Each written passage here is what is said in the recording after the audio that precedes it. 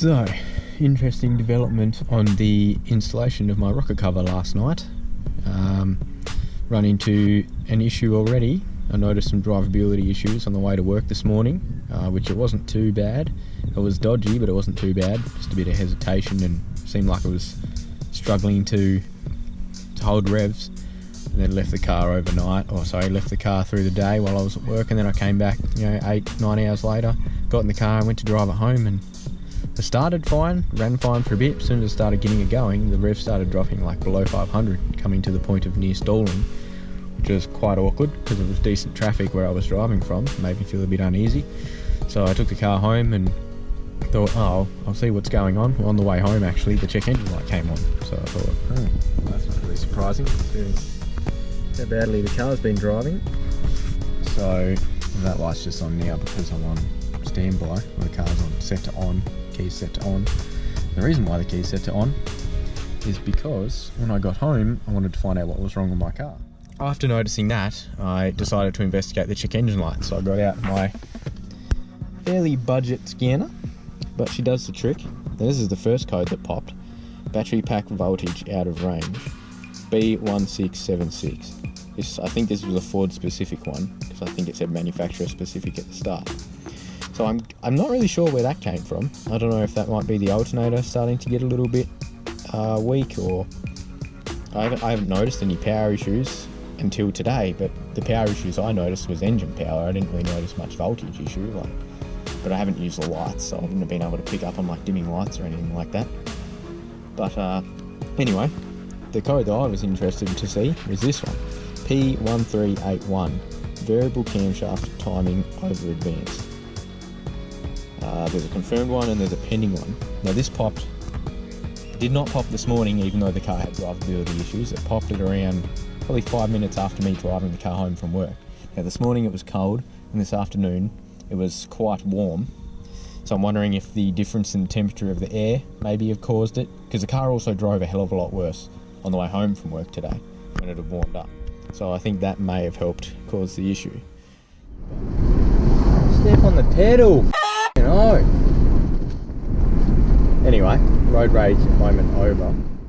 So last night I decided to look up what might be causing my what seemed like my timing was out. That's the issues I was having, seemed like my timing was thrown out. And I thought, oh no, somehow the timing change maybe skipped a 2. But I thought, how would that have happened when all I did was pull out the rocker cover, respray it. I did take out the variable cam timing solenoids and put it all back together. I didn't actually touch anything that I thought would affect timing. But after spending some time coming up with theories and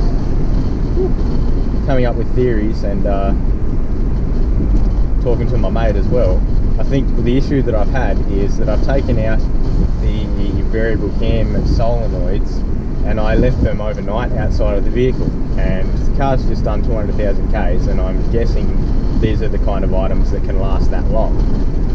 So 200,000 Ks on these variable cam solenoids, and I've taken them out and I've left them at least 24 hours outside of the vehicle. So I'm thinking maybe they've gummed up because they've dried out, because I just sat them in paper towel. Don't cringe too hard to any of you people who think that's a terrible idea, because it must have been, because now I've been having timing issues with the variable cam. It's been over advancing and retarding and just causing mayhem in the vehicle. So at the moment I looked up a guide last night that told me that one way to diagnose whether it's them causing the issue or a thrown out timing chain is to unplug the variable cam solenoids and drive the vehicle, and if it smooths out a fair bit, that means it's the solenoids causing the issue. And I did that last night and took it for a drive, and I was so stoked to find out that the car was driving much smoother. Now it doesn't have much get up and go anymore, and it sounds a little bit odd under power, but I'm assuming that's because the cam profile was stuck in a specific position. It's not advancing or retarding like it normally can without the solenoids controlling the speed or the rotation of the cams. So I'm guessing that's where my issue stems, which is good, because I was worried somehow I'd done damage to the timing chain. I didn't really see how, but it's a good thing because I've got a mate who has 2 FGs, both with the Barra naturally aspirated engine. So I'm going to be popping out his solenoids and popping them in today. I've just finished work on the way home, so I'm going to pop them in and see how that goes. I've ordered 2 from work anyway. I'm only paying like 150 bucks for both of them, which is pretty good due to working for an automotive parts company, so that comes in handy. Yeah, so I'm going to borrow, because that's going to take a couple of weeks, because they have to come from, I can't remember where they said they were coming from now, but he said it'll probably take a couple of weeks because they had to order it in from another country. So while I'm waiting for those, I'm going to go around to my mate's place, pop them into my car. What are you doing? What are we doing?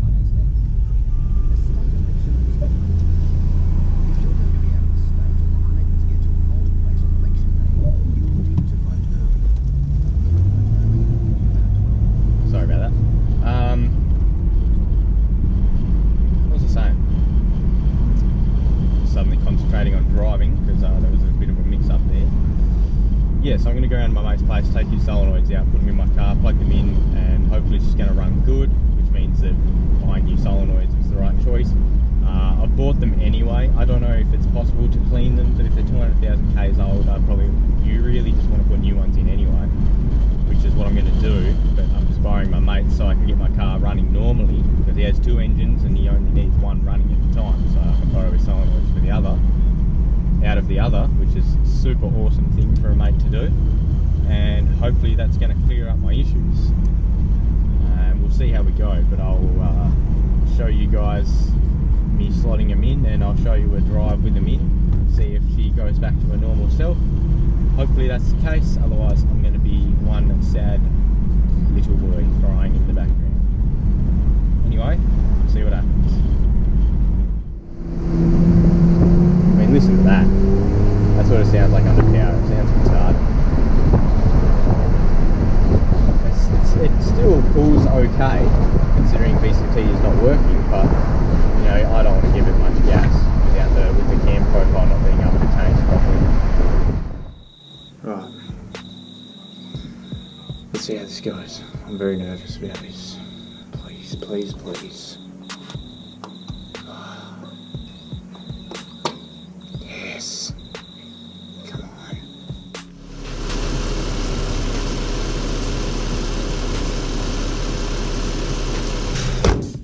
Right, so I'm really nervous about this. I've put my mate's variable cam timing solenoids in my car because we have the same engine, Barra 115, naturally aspirated.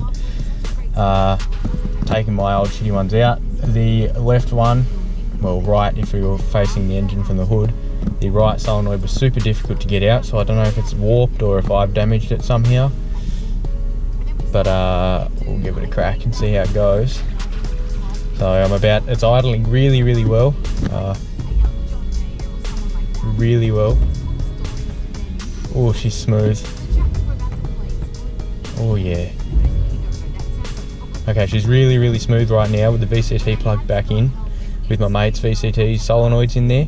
Now these ones have come from an engine that's only done 60,000 Ks, whereas my engine had done 200,000, and they were also most likely original VCTs. They could have been replaced, but I don't know. There was no service receipt saying that they ever were replaced, so I'm guessing they were old as shit. She's idling really well and the revs are going up and down so smooth, so I'm about to take her for a road test, see how she goes, and I'm really hoping it's going to solve my issue. Wish me luck.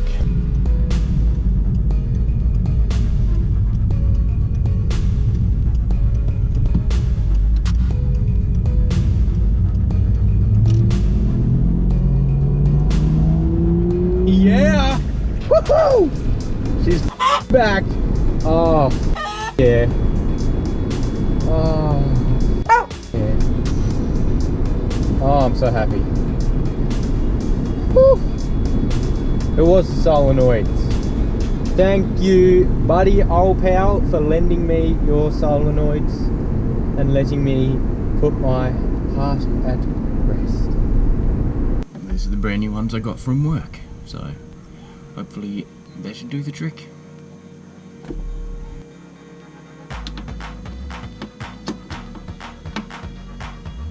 Australian. Yeah, they're technically aftermarket, but they claim OE. but we'll see.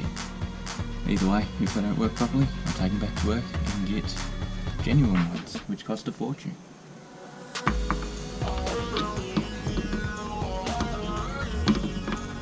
That was so easy. What? The power connector's broken though. Well, not the power connector, but the guides. Annoying. It'll still work.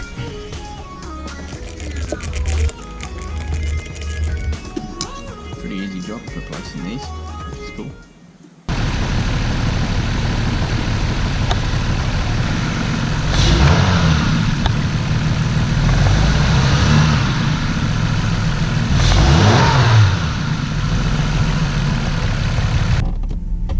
So last time my variable cam timing valves started playing up, I couldn't even get up the driveway smoothly and the car would feel like it was surging flat out because they couldn't advance or retard the timing properly in the cams, which is their main purpose. So now I've got the new ones in and I've just been running it in idle and she's been idling perfectly fine, and then I gave her a few revs and she revs up nice and perfect. So now I'm just going to reverse down the driveway and come back up and see if she comes up nice and smooth, and if she does then the problem's 100% fixed and I'm pretty stoked. It only cost me like 120 bucks for both solenoids because I got them through work and they were aftermarket. Genuine ones, getting them through work would have been about 300, but if I paid retail it would have been like 600, 300 each for one solenoid. So if you work in the automotive industry you'll get off much better. If you don't, unfortunately you're probably looking at paying something ridiculous like 300 per solenoid. But anyway, we'll see how it goes. See where that kid of mine's gone. I don't want to be that guy who squishes your own child in the driveway. He's over there.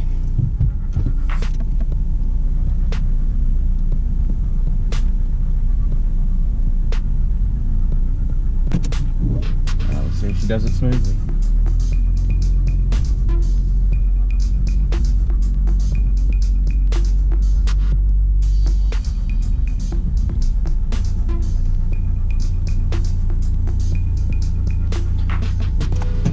Didn't surge at all, which is awesome.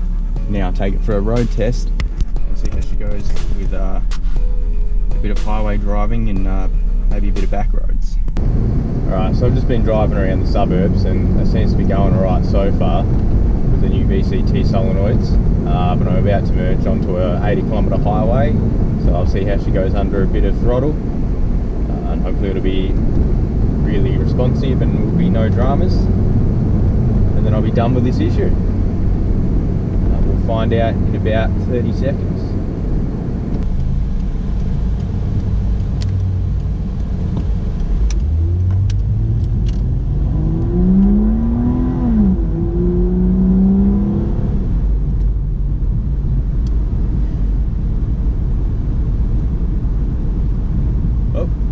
Pretty good so far, but I'm going to drive for another 15 because I've only been driving for like 5 minutes or so,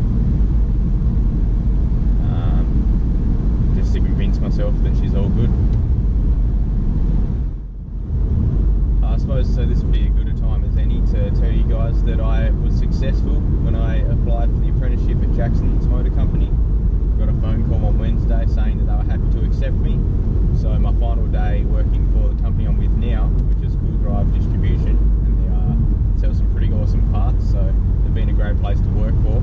But my final day with them will be on Tuesday, March 13th, and then I have to get in contact with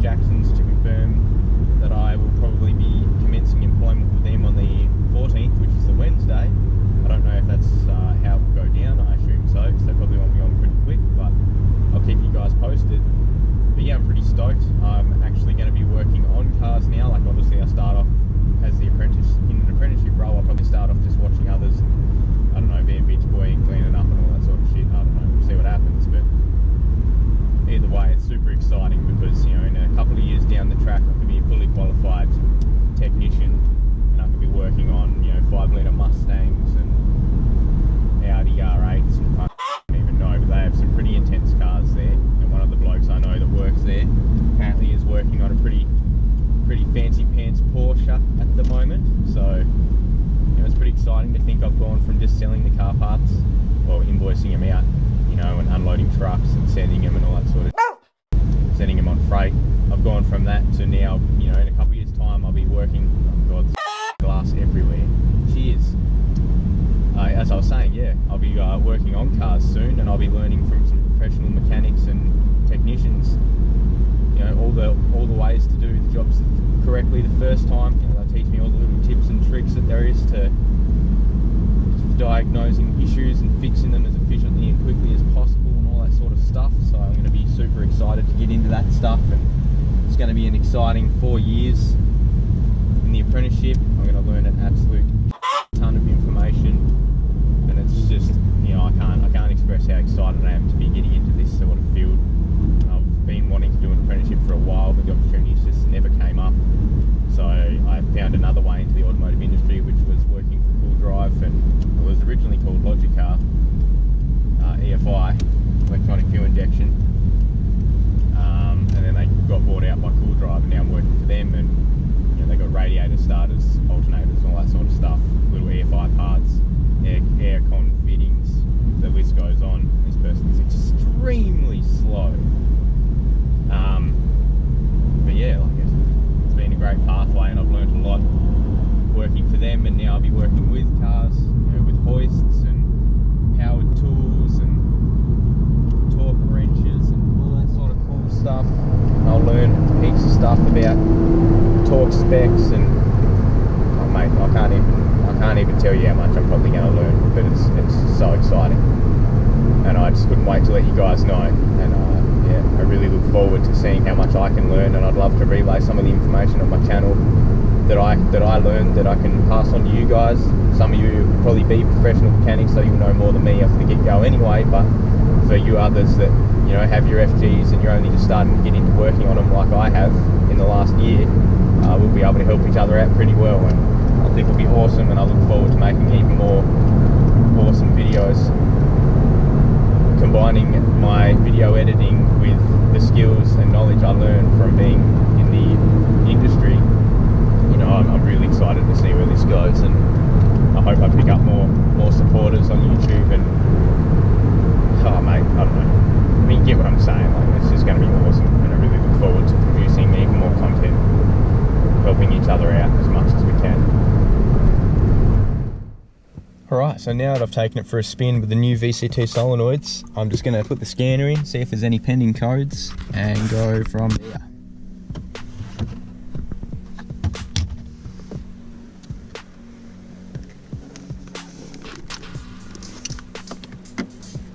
The old budget scanner from Super Cheap.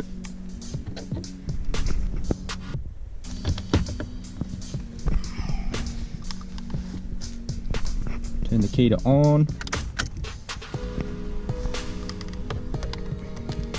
And see what she shows. Man, that reflection. See if I can find a good spot. It's about the best I can do. Oh, hang on.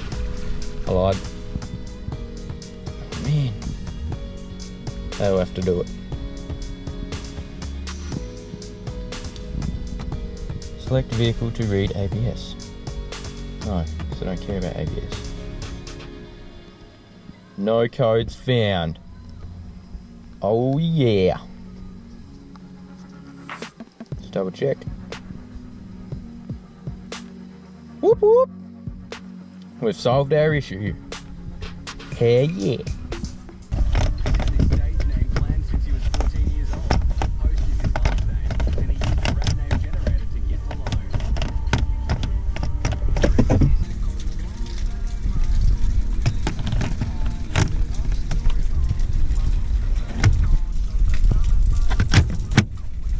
That door was in the way. What a dick.